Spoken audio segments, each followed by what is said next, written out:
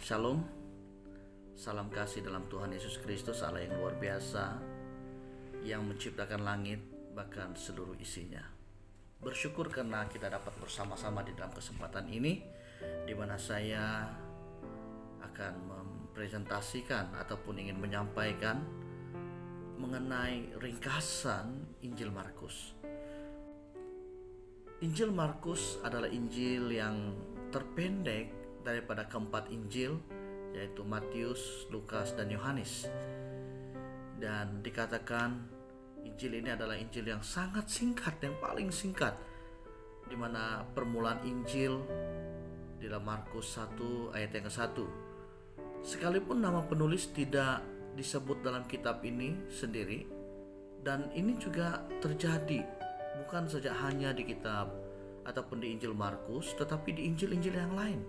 Ada juga di mana mengatakan bahwa tidak terdapat ataupun tidak dipastikan secara tepat ataupun secara konfirmasi yang cukup mengatakan penulis itu adalah pemilik Injil itu sendiri. Namun dengan sebulat suara gereja yang mula-mula memberikan kesaksian bahwa Yohanes Markus adalah penulis Injil Markus ini, di mana ia dibesarkan di Yerusalem dan termasuk angkatan pertama orang Kristen. Nah, kalau kita perhatikan di dalam Kisah Para Rasul pasal yang ke-12 ayat yang ke-12, Markus, di mana Markus memiliki kesempatan yang unik karena dapat berhubungan dengan tiga orang pelayan rasul, yaitu Paulus, Barnabas, dan juga Petrus. Dan menurut Papias sekitar tahun 130 Masehi dan beberapa bapak gereja abad kedua, Markus memperolehi Injil, isi Injilnya itu daripada hasil hubungan dekatnya ataupun mengikuti pelayanan Petrus. Dan ia menuliskannya di Roma untuk orang-orang Romawi yang percaya. Dan sekalipun saat penulisan Injil ini tidak jelas, namun sebagian besar daripada sarjana menetapkan tanggalnya dituliskan adalah sekitar tahun 50 sehingga 60 Masehi. Itu dikatakan bahwa Injil ini mungkin yang pertama-tama dituliskan. Nah, kalau kita perhatikan seterusnya di sini, di dalam tujuan Injil Markus ini, pada tahun 60 Masehi, orang percaya diperlakukan sangat-sangat tidak adil oleh masyarakat, di mana mereka diperlakukan dengan kejam. Di antaranya mereka diseksa, mereka dibunuh, dan ini terjadi di bawah pemerintahan Kaisar Nero waktu itu. Menurut tradisi di antara para syahid Kristen di Roma, itu terdapat Rasul Paulus dan juga Rasul Petrus pada waktu itu.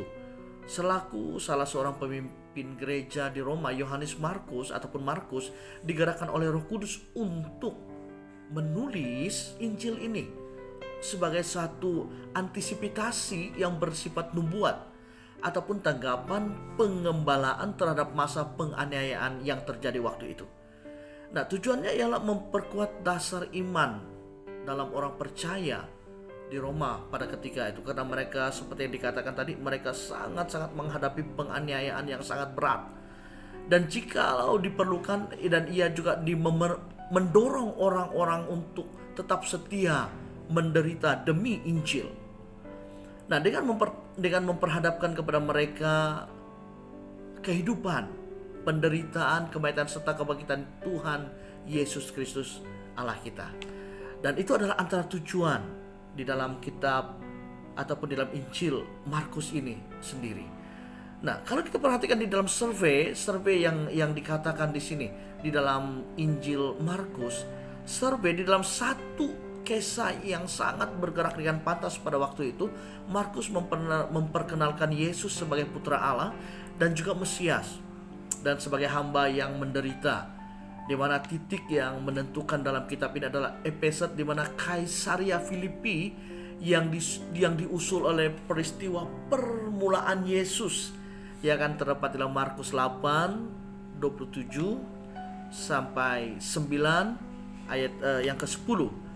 Ketika identitas dan misi penderitaan Yesus dinyatakan dengan jelas kepada ke-12 murid Yesus, bagian pertama kitab Injil Markus ini memusatkan perhatian terutama kepada mukjizat-mukjizat yang luar biasa yang dilakukan Yesus dan pada kuasanya atas penyakit dan setan-setan sebagai tanda bahwa kerajaan Allah itu sudah dekat. Dan ini yang dicatatkan oleh Markus, dan ini juga terdapat di dalam Injil Matius dan juga Injil Lukas.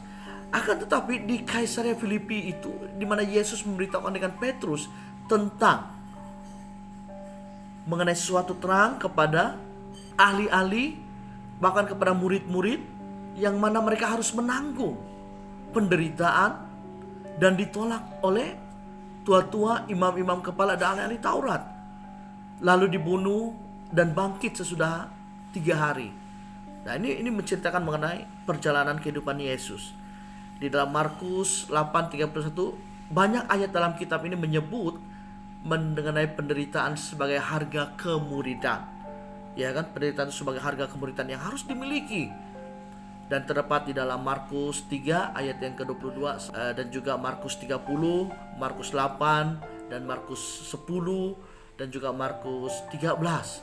Namun setelah mereka menderita karena Dia, maka Allah akan menyatakan bahwa Ia berkenan kepada mereka sebagai ditunjukkannya dalam kebangkitannya.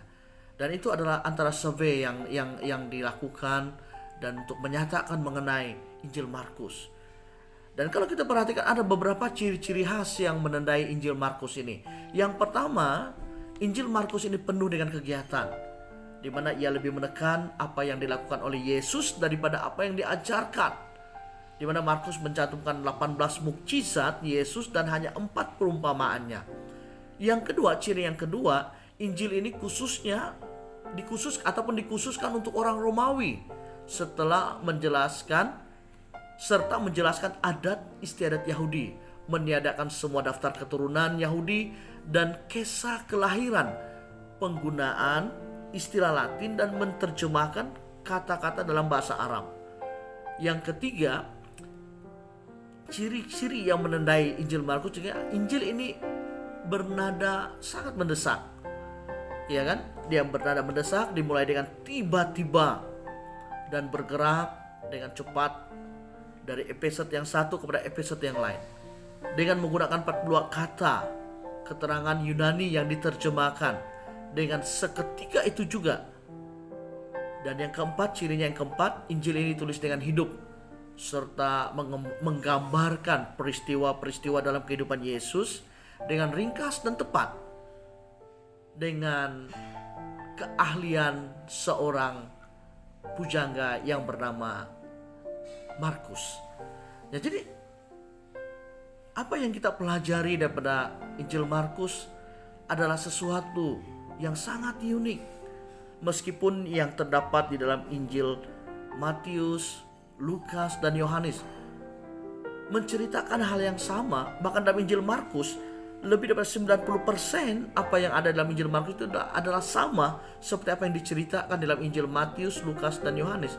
Namun keunikan di dalam Injil Markus itu ada, sehingga itu menjadikannya sesuatu yang sangat-sangat menarik. Nah, bukan berarti Injil yang lain tidak menarik, sangat menarik.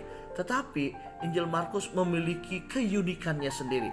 Seperti apa yang saya katakan tadi, dia sangat ringkas, sangat padat dan tepat.